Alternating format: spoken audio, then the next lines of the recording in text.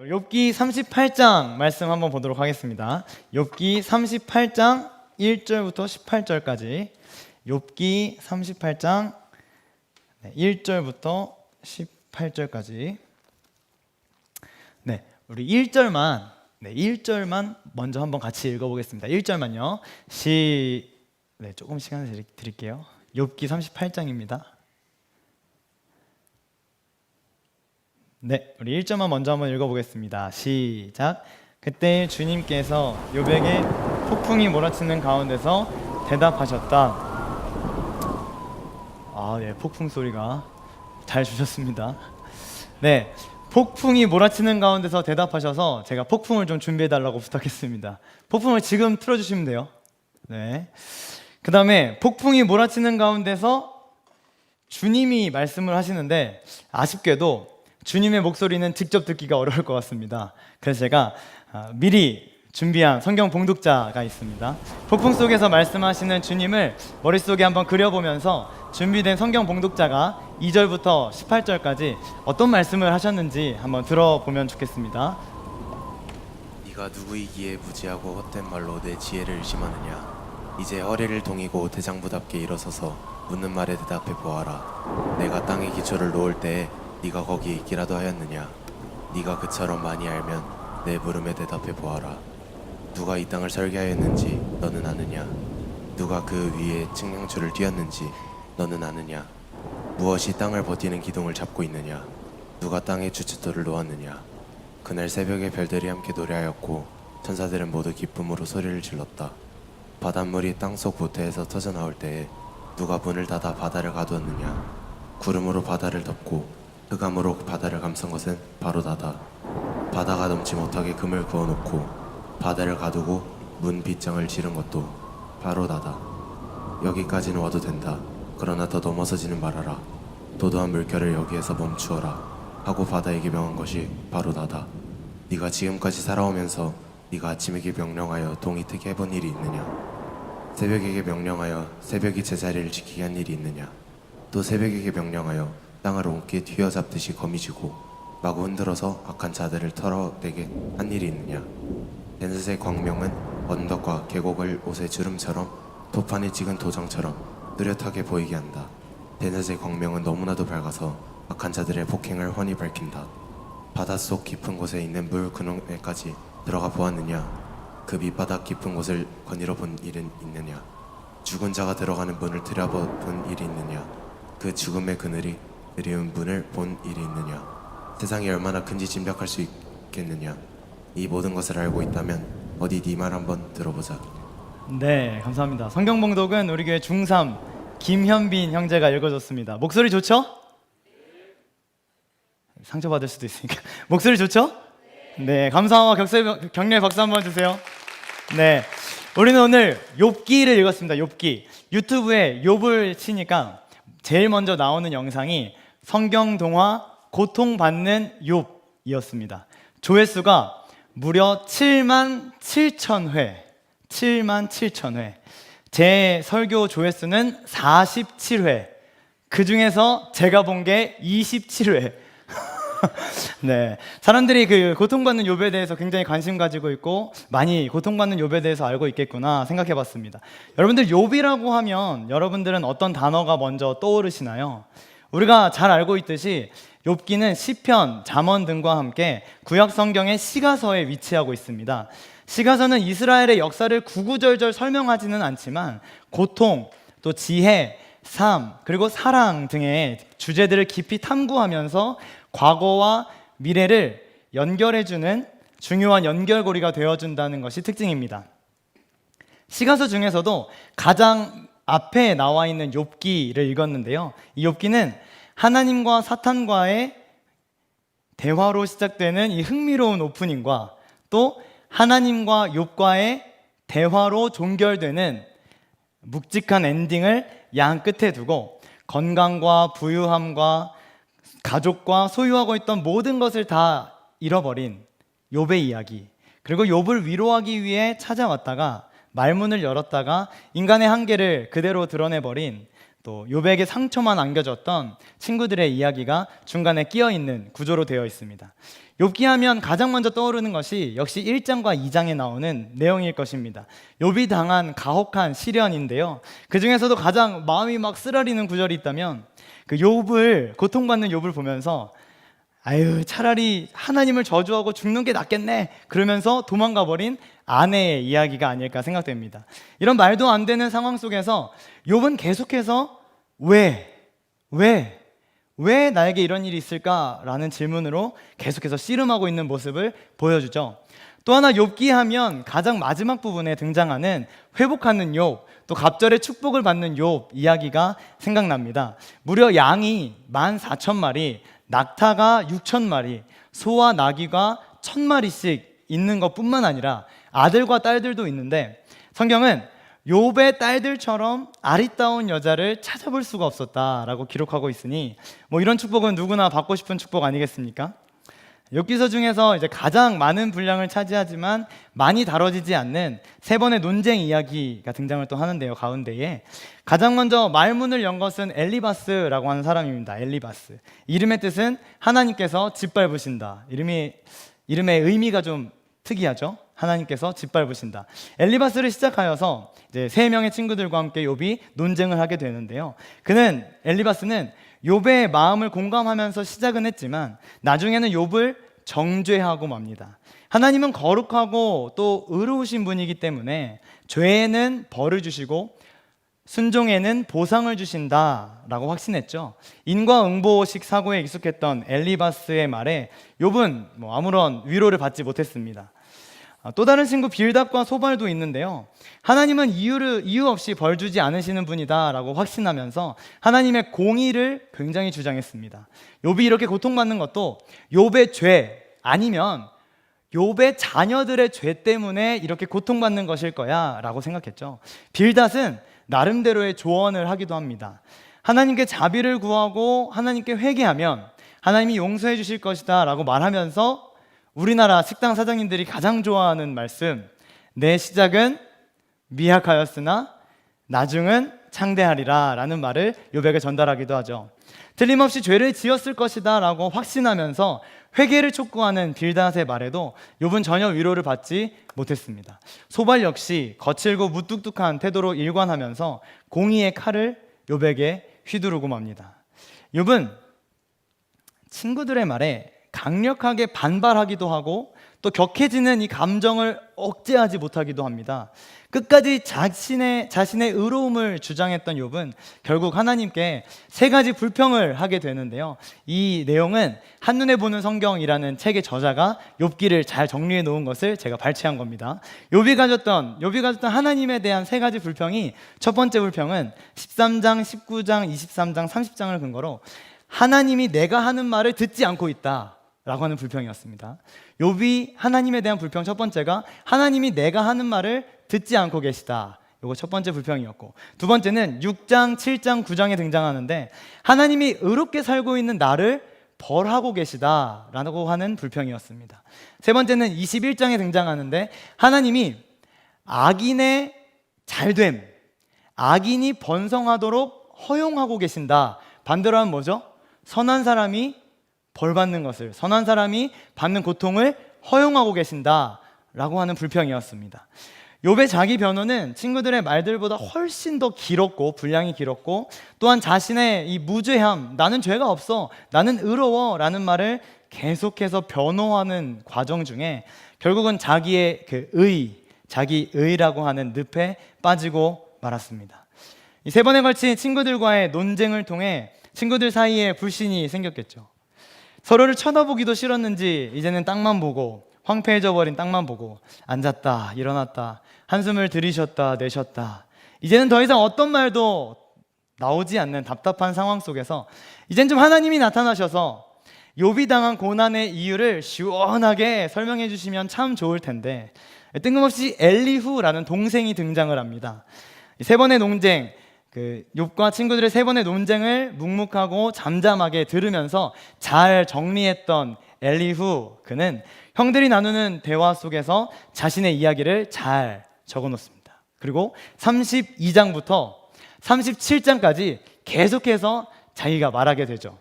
자신의 의로움을 주장하고 있는 욥에게 화를 내기도 하고 또 온전한 대답도 아니면서 욥을 정죄하고 있는 친구들에게 화를 내기도 합니다.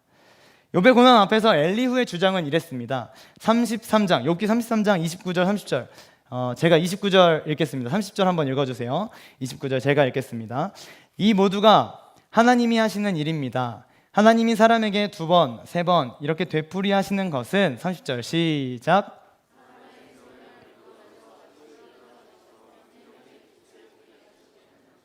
네, 욥의 고난을 이 인과응보로 보지 않고 연단을 통해서 더욱 하나님의 사람으로 훈련시키시는 하나의 과정, 그러니까 무덤에서 끌어내셔서 생명의 빛을 보게 하기 위한 하나님의 시험으로 본 것입니다. 그렇게 되면 죄가 없어도 고난받을 수가 있죠.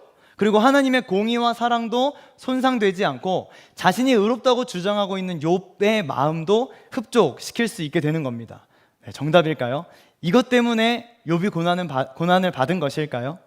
네, 이제 드디어 그렇게도 바라고 원했던 하나님 차례입니다.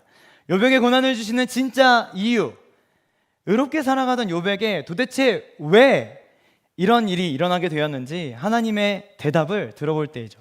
38장부터 41장까지 한 번에 존재감 뿜뿜 하시며 하나님이 등장을 하시는데요. 우리가 사실 이 성경 봉독자를 통해서 처음 들었던 부분이 바로 하나님이 욥에게 하시는 말씀이었습니다. 우리가 지금까지 계속해서 38장까지 궁금했던 것은 뭐였냐면 욥이 왜 고난받았나 하는 것에 대한 부분이었죠. 주님이 이 폭풍 속에서 크게 2가지 정도로 욥에게 말씀하시는데요. 첫 번째는 38장 자연 법칙과 질서에 대해서 소개하시면서 엄청난 자연 앞에서 네가 할 수 있는 일이 뭐니? 엄청난 자연 앞에서 욥, 네가 의롭다고 하는데 네가 할 수 있는 일은 뭐니? 라고 물어보십니다. 우리 말씀을 좀 읽어보려고 하는데요. 38장 10절, 12절, 31절 세 구절을 연속해서 읽어보도록 하겠습니다. 10절부터 읽겠습니다. 시작.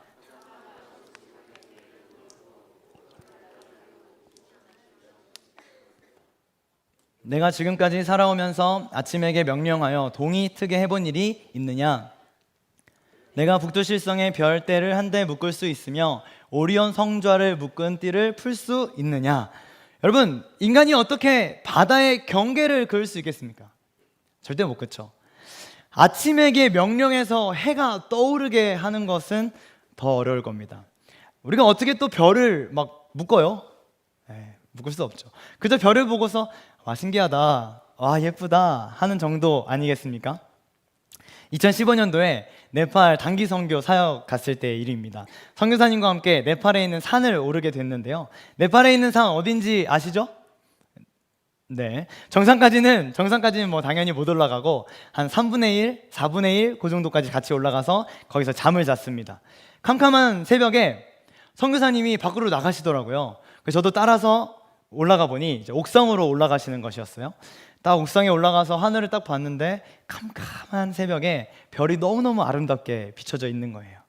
당시 저는 세계에서 가장 좋은, 물론 제 주관적인 생각이지만 당시 세계에서 가장 좋은 핸드폰을 가지고 있었기 때문에 별을 딱 보자마자 저도 모르게 핸드폰에서 딱 켜서 별을 찍으려고 했습니다. 근데 아쉽게도 별이 잘 안 보이더라고요. 핸드폰으로는 어렵다는 사실을 이미 알고 계신 선교사님은 준비해온 카메라와 삼각대, 좋은 렌즈를 막 장착을 하시고 아름다운 자연을 찍기 시작하셨습니다. 귀한 사진인데요. 여러분에게 한번 보여드리려고 가져와 봤습니다. 3장 정도 준비했는데 한번 보여주시겠어요? 네팔에서 찍은 예쁜 산입니다. 잘 보이나요? 그냥 꺼져 있는 것 같이 보이네요. 네, 좋습니다. 또 한번 넘겨볼까요? 감사합니다. 우와, 감사합니다. 네, 한 번 또 있죠. 이게 감사합니다. 네, 너무 예쁘죠? 사실 조금 아쉬워요. 이 아무리 좋은 렌즈로 이렇게 탁 찍어도 그날 밤에 제가 본 엄청난 이 자연을 이 카메라가 다 담지를 못하더라고요. 숨을 쉬는 듯한 어떤 별의 이 생명력과 또 하얀 눈이 덮인 아름다운 설산을 표현하기에 카메라 사진으로는 좀 한계가 있다라는 생각을 하게 됐습니다. 하나님이 창조해 가시고 하나님이 운영해 가시는 세상이 와, 이렇게 아름답구나 하는 생각을 가지게 되는 좋은 시간이었습니다. 그날을 지나면서 또 한 가지 느낀 것이 있는데요. 아, 이 사람의 기술이 최첨단 사진기를 만들어냈지만 하나님이 태초에 그것이 몇천 년 전인지는 몰라도 아주 오래전에 만들어 놓으신 이 사람의 눈 하나를 따라가지 못하는구나. 하나님의 위대함심과 놀라운 능력 앞에 겸손해졌던 밤이었습니다. 이뿐만 아니라 인간은 누구도 이 자연에게 명령하지 못합니다. 아무리 훌륭하고 능력 있고 돈이 많고 위대한 사람이라도 자연에게 어떻게 명령할 수 있겠어요? 해가 떠오르고 해가 빛나고 또 별이 빛나는 자연 질서와 법칙 앞에 자기를 높일 수 없을 겁니다. 하나님은 너로서는, 아니 인간으로서는 감히 상상도 할 수 없는 일을 내가 지금 하고 있다라고 욥에게 말씀하고 계신 것이죠. 자연에 대한 말씀을 마치신 하나님은 39장에 이번엔 동물들을 소환하십니다. 동물, 말씀을 또 읽어보죠. 39장 9절, 19절, 20절, 27절 연속해서 좀 읽겠습니다. 시작. 들소가 내 이를 거들어 주겠느냐? 들소가 내 외양간에서 잠을 자겠느냐? 말에게 강한 힘을 준 것이 너냐? 그 목에 흩날리는 갈기를 달아준 것이 너냐? 내가 말을 메뚜기처럼 뛰게 만들었느냐? 사람을 두렵게 하는 그 위세당당한 콧소리를 내가 만들어 주었느냐? 독수리가 하늘 높이 떠서 높은 곳에 보금자리를 만드는 것이 내 명령을 따른 것이냐? 하나님은 동물을 10마리를 소개하십니다. 10마리. 그리고 41장으로 가보면 바닷속에 살고 있는 거대한 동물 베헤못과 인간이 다룰 수 없는 괴력을 가진 리오야단까지 데리고 오셔서 욥에게 동물들을 보여주십니다. 인간이 말에게 갈기를 달아줬겠습니까? 조그만 메뚜기 하나를 뛰게 만들 수 있을까요? 인간이 한 일이 아무것도 없습니다. 하나님이 욥기에서 언급하신 동물들은 하나같이 인간의 힘으로 제어가 안 되는 동물들이었습니다. 그러니까 인간의 힘으로는 불가능한 일, 시도조차 하기 힘들고 어려운 일, 그런 일들을 하나님께서 주관하셔서 통치하시면서 이끌어 가신다는 것을 욥에게 말씀하신 것이죠. 동물을 제어하는 힘, 우리에게는 없습니다. 사실 우리에게는 나 스스로를 제어할 만한 힘도 주어져 있지 않죠. 내일 일을 알지 못하고 오늘도 가쁜 숨을 쉬면서 하루하루를 버텨가고 있는 나의 모습이 증명해주고 있죠. 그래서 종종 우리는 이런 기도를 올려드립니다. 하나님, 제가 순종할 테니까 어디로 가야 되는지, 뭐 해야 되는지 말씀만 해보세요. 제가 무조건 순종할게요. 1번입니까? 2번입니까? 3번입니까? 4번입니까? 저도 그런 기도 참 많이 했습니다. 하나님, 신학과 가야 됩니까? 사회복지과 가야 됩니까? 하나님, 서울로 올라가서 사역할까요? 지방으로 갈까요? 아니면 선교 갈까요? 주님 말씀하시면 내가 나아갈게요. 이런 찬양 정말 많이 부르면서 주여 주여 외치면서 빨리 정확하게 하나님 나에게 말씀만 하시라, 내가 순종하겠다라고 말씀드리면서 기도했었죠. 어느 날 하나님께서 그런 마음을 제게 주셨어요. 네가 나에게 제시한 보기 중에는 내 뜻이 없는데 어떡하지? 제가 하나님 이거예요 저거예요, 1번이에요 2번이에요, A예요 B예요, 하나님 말씀하세요, 제가 순종할게요 라고 말했던 거죠. 제 생각, 제 계획 그거 가지고 2가지, 3가지, 많을 땐 4가지 하나님께 제가 보기를 드린 거예요. 그리고 하나님 말씀에 순종한다고 포장하고 있던 것이죠. 고린도전서 1장 25절, 하나님의 어리석음이 사람보다 지혜롭고 하나님의 약하심이 사람보다 강하니라. 할렐루야, 할렐루야. 사람이 지혜롭게 계획했다고 한들 하나님의 계획보다 완전할 수 있겠습니까? 결코 완전할 수 없는데 번번이 나의 작은 계획을 들어달라고 기도하면서 하나님의 크신 계획을 놓치고 있으니 하나님이 참 답답하시겠다 하는 생각이 듭니다. 여러분, 오늘 들어오시면서 끈을 보셨을 텐데요, 제가 이 끈을 준비했습니다. 보이시죠? 네, 아주 작은 끈이죠. 이미 주변을 둘러보신 분들은 굉장히 궁금하셨을 텐데 이 노끈은 여기서 시작해서 이 본당을 다 두르고 여기에 와 있습니다. 제가 들고 있는 이 끈 한 조각이 나의 계획이라고 하고 본당을 다 두르고도 남을 만큼의 긴 끈을 하나님이 나를 향하신 계획, 하나님이 가지고 계시는 나를 향한 계획이라고 한다면 하나님의 크신 계획을 너무 축소해서 표현하는 것일까요? 사진을 한 장 더 띄워주시겠어요? 제가 백지 사진을 하나 가져왔는데요. 여러분 혹시 검은색 점 하나 보이십니까? 눈이 좋으시면 찾을 수 있는데 여기쯤에 있을 겁니다. 저도 잘 안 보이네요. 검은색 점을 하나 찍어왔습니다. 분명합니다. 찍어왔습니다. 자세히 보지 않으면 보이지도 않고 찾을 수도 없는 이 작은 점 하나를 세상 속에 살고 있는 나라고 한번 해보겠습니다. 사진 한 점만 더 넘겨주시겠어요? 제가 그 하나의 점을 100만 개 찍어봤습니다. 100만 개. 더 찍고 싶었는데 컴퓨터가 터질 것 같더라고요. 그래서 100만 개를 찍어가지고 가져와 봤습니다. 서울 인구가 1000만, 그리고 우리나라 인구가 5천만, 그리고 아시아 인구가 38억, 전 세계 인구가 77억. 100만도 저렇게 눈이 아플 정도로 많은데 한눈에 도저히 들어오지 않을 정도로 정신이 없는데 이 77억의 인구를 하나님이 다 알고 계시고 이끌어 가시고 계시다니 놀라울 뿐이죠. 하지만 이것이 끝이 아닙니다. 이것은 지구만 생각했을 때죠. 지구는 물론이거니와 모든 천체를 포함한 온 우주를 다스리시는 하나님이 작아서 보이지도 않는 점 하나, 아까 봤던 그 사진에서 우리도 보이지 않는 점 하나, 나를 주목하고 계시다는 겁니다. 사랑하고 계시다는 겁니다. 나를 향한 놀라운 계획을 가지고 계시다는 겁니다. 그 사랑 앞에서 우리는 참 감사할 수밖에 없겠죠. 하나님은 여전히 욥의 고난에 대한 이유를 설명하시지 않습니다. 욥기가 끝날 때까지 왜 고난받았는지에 대한 정확한 이유를 말씀하시지 않습니다. 욥은 고민이 해결되지는 않았지만 자연 법칙과 질서, 그리고 인간이 어찌할 수 없는 그 동물들의 이름을 나열하신 하나님 앞에서 너무나도 연약한 자신의 한계와 마주치게 되는 것이죠. 그리고 이런 고백을 하게 됩니다. 42장 마지막 장인데요, 1절부터 3절 제가 읽어드리겠습니다. 욥이 주님께 대답하였다. 주님께서는 못하시는 일이 없으시다는 것을 이제 저는 알았습니다. 주님의 계획은 어김없이 이루어진다는 것도 저는 깨달았습니다. 3절은 한번 같이 읽어볼까요? 시작.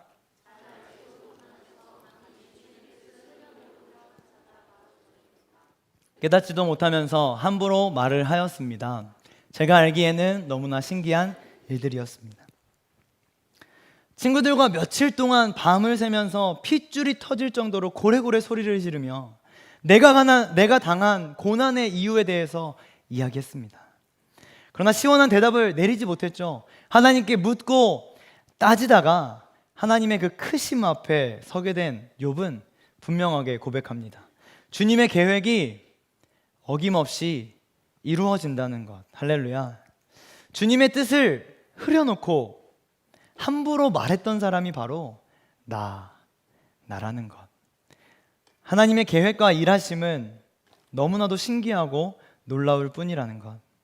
그렇게 내 고난에 대한 뚜렷한 이유를 알 수 없다고 해도 주님을 바라보겠다라고 하는 다짐을 하게 되죠.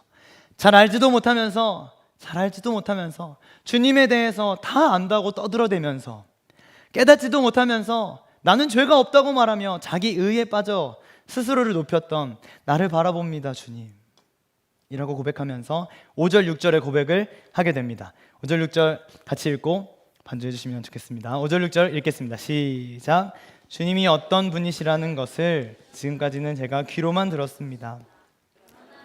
제가 제 눈으로 주님을 뵙습니다. 그러므로 저는 제 주장을 거두어드리고 티끌과 잿더미 위에 앉아서 회개합니다. 그런 놀라우신 능력의 하나님 앞에 서면, 그렇게 크신 하나님 앞에 서면 이 작은 인간으로서 회개가 나올 수밖에 없죠. 하나님 앞에서 인간이 무슨 말을 하겠습니까? 무슨 자랑을 할 수 있겠어요? 내 스펙은 이런 건데, 나 잘한 것 이런 거 있는데, 그렇게 어떻게 인간이 이야기할 수 있겠어요? 자신의 의로움을 증명하려고 애쓰던 욥은 드디어 자신의 실체를 보게 되는 겁니다. 지금까지는 참 많은 사람들이 주님에 대해서, 하나님의 성품에 대해서, 하나님의 모습에 대해서 이야기했고 그것을 들었습니다. 그런데 이제는 제가 주님을 직접 봅니다. 주님을 직접 봅니다. 지금까지는 귀에 못이 박히도록 주님에 대한 소개를 들어왔는데 이제는 나의 하나님, 나의 주님, 나의 주님, 나의 주님을 만납니다. 이것이 크신 하나님 앞에서 입으로 뱉어낼 수밖에 없었던 욥의 진솔한 고백이죠. 여러분, 하나님 앞에 서보는 것이 인생의 모든 고난을 해결할 수 있는 방법이 되지 않을까 생각됩니다. 하나님 앞에 서보는 것이요, 절대로 포괄적이거나 절대로 이상적이지 않습니다. 굉장히 현실적이고 아주 명확한 방법이라 확신합니다. 잘 알지도 못하면서 잘 안다고 까불면서 공의와 정의의 칼을 휘둘렀던 나의 모습을 좀 회개하고 하나님의 크고 위대하심 앞에서 주님을 봅니다. 주님 앞에 섭니다. 고백하는 오늘 예배가 되어지길 축복합니다. 벌거벗은 모습, 아무것도 걸치지 않고 내 모습 이대로 주님 앞에 선 우리들의 고백은 아마 딱 하나로 압축될 겁니다. 그러므로 저는 제 주장을 거두어드리고 티끌과 잿더미 위에 앉아서 회개하겠습니다. 크신 하나님 앞에 이 욥의 고백이 우리들의 고백, 나의 고백이 되기를 간절히 소망합니다. 함께 좀 기도할까요?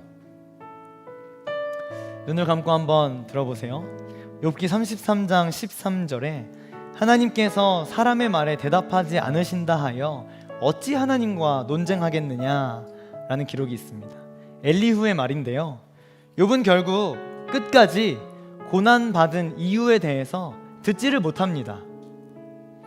하나님은 그의 고난 앞에서 자기를 드러내실 뿐, 나는 크다, 나는 놀라운 능력이 있다 라고 말씀하실 뿐 고난의 이유를 설명하시지 않습니다. 침묵하십니다. 우리 인생에도 무섭게 달려드는 고난이 있습니다. 인과응보시기의 사고를 따라 죄를 지었기 때문에 당하는 고난이 있을 수도 있고, 어쩌면 오늘 욥처럼 의롭게 살아가는데도 주시는 고난이 있을 수 있죠. 고난 앞에서 우리는 하나님께 따지죠. 도대체 이유가 뭔지, 왜 가만히 계시고 왜 우리를 돕지 않고 왜 침묵하시는지. 처음엔 간구하다가 시간이 지나면 답답해하고 결국 하나님을 원망하며 대항하기도 하죠. 어떤 고난에 처해 있든지 하나님 앞에 서보는 연습을 해보면 어떨까요? 하나님 앞에 서보는 연습.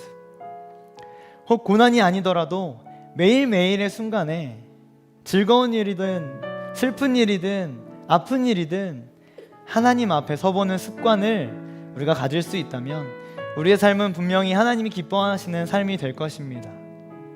첫 번째로 기도할 때 좀 묵상으로 조용하게 기도했으면 좋겠습니다. 내 의의를 드러내며 주변을 향해 공의의 칼을 휘둘렀던 모습을 포함하여서 하나님 앞에 서서 낱낱이 밝혀지는 죄악된 모습을 회개하며 주님 앞에 먼저 묵상으로 회개기도 올려드리길 소망합니다. 함께 기도하겠습니다.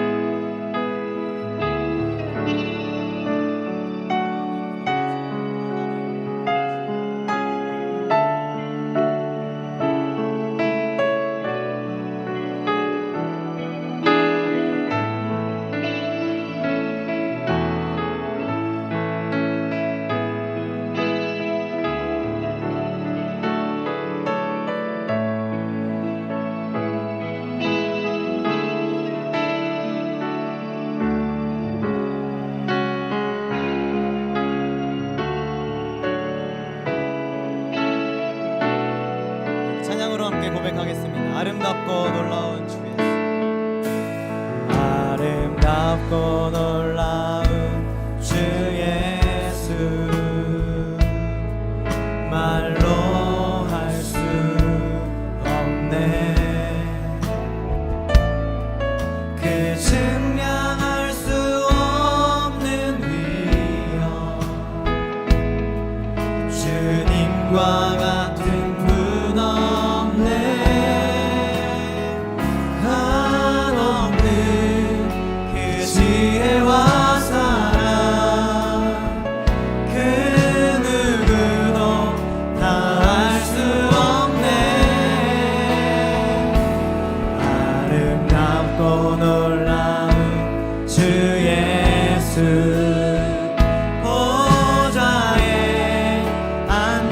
처음부터 한번 고백하겠습니다. 아름답고 놀라운 주 예수. 아름답고 놀라운 주 예수. 말로 할 수 없네. 그 증량할 수 없는 위엄. 주님과 같은 분 없네. 한없는 그 지혜와 사랑. 그 누구도 다 알 수 없네. 아름답고 놀라운 주 예수. 보좌에 앉으셨네. 주님 앞에 내가 서 있네. 주 앞에 내가 서 있네. 주는 거룩하신 하나님. 그 앞에 한 번 더 주님 앞에 내가 서 있네. 주님 앞에 내가 서 있네. 주 앞에 내가 서 있네. 주는 거룩하신 하나님. 그 앞에 우리 한 번만 더 주님 앞에 내가 서 있네. 앞에 내가 서 있네. 주 앞에 내가 서 있네. 주는 거룩하신 하나님. 그 앞에서 우리 목소리로 고백하겠습니다. 주님 앞에 내가 서 있네. 그 앞에 내가 서 있네. 주는 거룩하신 하나님. 주 앞에서 있네. 한 번 더 기도하겠습니다. 하나님 앞에 섭니다. 하나님, 이제 제 계획과 제 상황에 따라서 1번, 2번, 3번, 4번 보기를 드리지 않겠습니다. 그야말로 크고 전능하신 하나님만이 내 삶을 이끌어 가실 수 있도록 제 주장, 제 생각, 제 감정을 내려놓고 주님을 온전히 따라 보겠습니다. 출애굽기 14장 14절, 여호와께서 너희를 위하여 싸우시리니 너희는 가만히 있을지어다. 사무엘상 12장 16절, 너희는 이제 가만히 서서 여호와께서 너희 목전에서 행하시는 이 큰 일을 보라. 시편 46장 10절, 너희는 가만히 있어 내가 하나님 됨을 알지어다. 욥기 37장 14절, 욥이여 이것을 듣고 가만히 서서 하나님의 오묘한 일을 깨달으라. 가만히 서서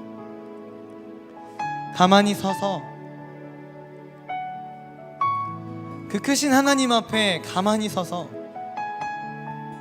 내가 말하지 않고 하나님이 말씀하실 수 있도록, 그 크신 하나님 앞에 가만히 서서 내가 생각하던 모든 말과 내가 생각하던 모든 행동을 좀 멈추고 주님께서 하시는 일을 바라보며 주님께 내 삶 맡겨드리라 라고 말하고 있는 성경의 가르침입니다.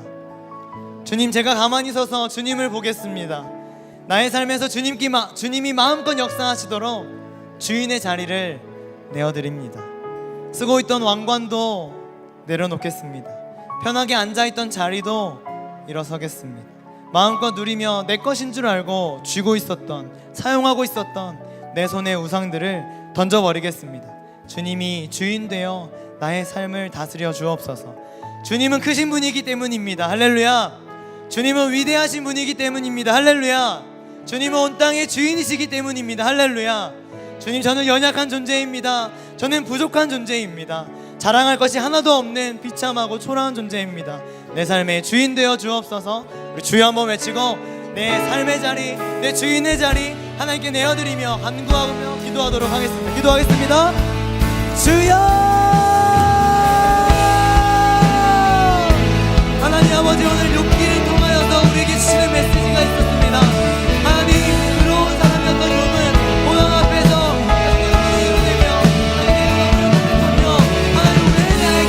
왜 나에게 이런 고난과 어려움이 있는지를 하나님 다시고 물었습니다.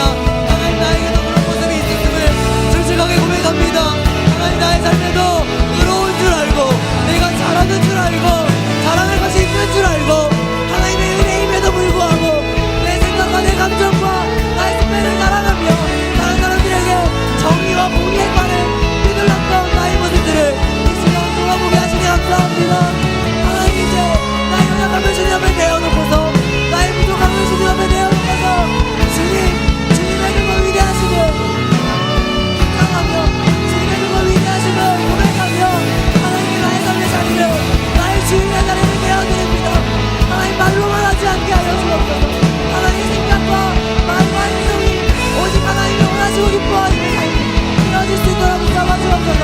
그렇게 되기 위하여서 하나님 앞에 서는 연습, 하나님 앞에 서서 가만히 서서 하나님 뭐라고 말씀하시는지 하나님 말씀 앞에 서서 하나님의 말씀을 적용할 수 있는 하나님의 말씀으로 받아들이며 하나님 앞에 서는 제가 될 수 있도록 인도하여 주시고 우리 주여 기러진 예배자 될 수 있도록 인도하여 주옵소서. 주님 앞에 섭니다의 고백, 주님 앞에 서보겠다라는 이 믿음의 고백이 하나님 예배 때만이 아니라 우리들의 삶 가운데 매일매일의 삶 가운데 순간순간의 삶 가운데 하나님 앞에 서겠다, 하나님 앞에 서보겠다, 그리고 놀라우신 위대하신 하나님 옆에 서겠다 라는 이 놀라운 고백이 사랑하는 주여 기러진 예배자들의 삶 가운데 고백이 되게 하셔서 힘들고 어려운 고통 속에 고난 속에 지쳐있고 힘들어하는 사람들에게 하나님 앞에 서서 하나님의 위대하심을 바라보며 하나님의 계획을 바라보며 내 생각과 내 감정과 내 계획은 아무것도 자꾸 연약하고 초라하지만 하나님의 그 계획 앞에 엎드려져서 있고 하나님의 그 계획 앞에 엎드려져서 회개하고 하나님의 그 계획 앞에 나를 내어드릴 수 있도록 사랑하는 이런 예배자들과 하나님께 인도하여 주옵소서. 하나님, 예배만 들어도 되지 않기를 소망합니다. 하나님, 예배만 들어도 되지 않기를 소망합니다. 여기서 결단하고 다짐하고 고백하며 하나님 앞에 서겠다고 다짐할게. 하나님, 이제는 나의 삶으로 돌아가 하나님 앞에 서는 연습, 기쁠 때도 즐거울 때도 행복할 때도 아플 때도 슬플 때도 언제든지 하나님 앞에 서는 연습, 나를 사랑하시고 주신 계획을 가지고 계시며 자연법칙과 질서를 이끌어가시고 어느 나를 통치하신 하나님 앞에 나의 주인 자리를 내어드리고 나의 왕관을 내려놓고 주의 주인만이 나의 삶의 주인 되셔서 주의 주인만이 나의 삶의 왕이 되셔서 나의 모든 것 내어주시옵소서. 너를 고백할 수 있는 우리 예배자 될 수 있도록 인도하여 주옵소서. 주여, 주여, 하나님이 그렇게 우리의 왕이 되신다고, 하나님이 우리 삶의 그렇게 왕이 되어주신다고, 하나님이 그렇게 우리 삶의 주인 되어주신다고, 하나님 앞에 어려운 때문에 좌절하지 않습니다. 주님만이 나의 삶의 왕으로 모시고 주님만이 나의 삶의 주인으로 모시고 너를 살아갈 수 있도록 나에게 입구하게 하여 주옵소서. 주여,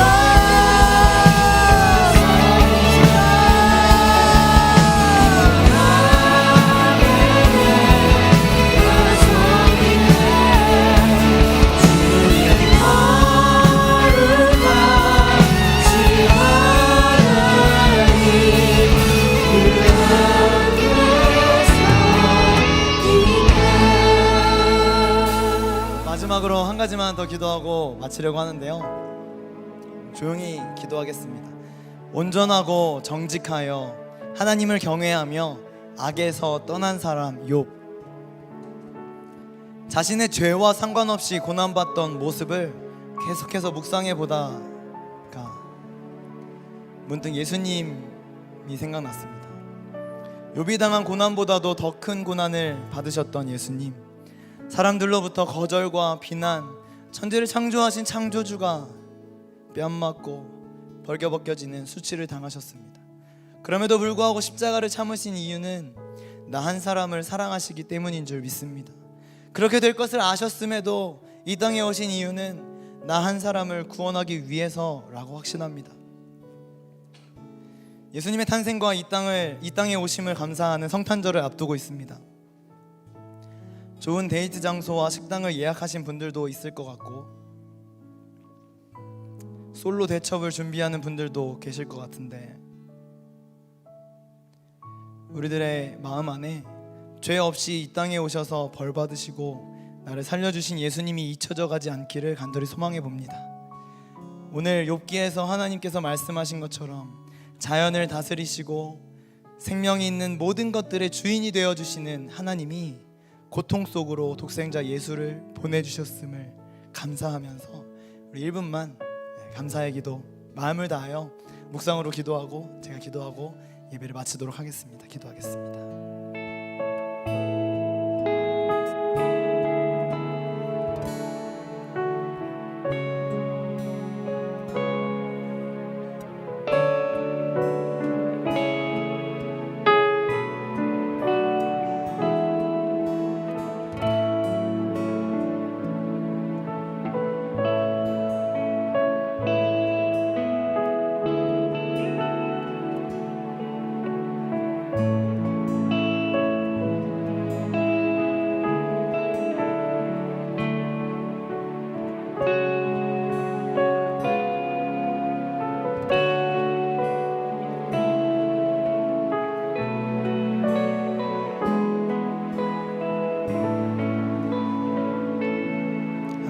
욥기를 통해 주신 은혜 감사합니다. 잘난 척하지 않게 하여 주옵소서. 크신 하나님 앞에서 자랑하지 않게 하여 주옵소서.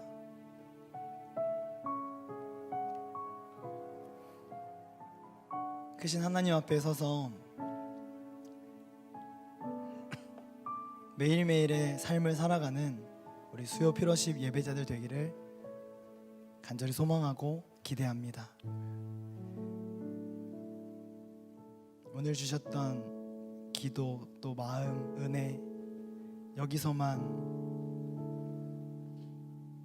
이곳에서만 아멘으로 하지 않고 예배당을 나가는 순간부터 하나님 앞에서 어떻게 살아가야 하는지를 고민하고 그렇게 살아갈 수 있는 예배자들 될 수 있도록 축복하여 주옵소서. 예수님의 이름으로 기도합니다. 아멘.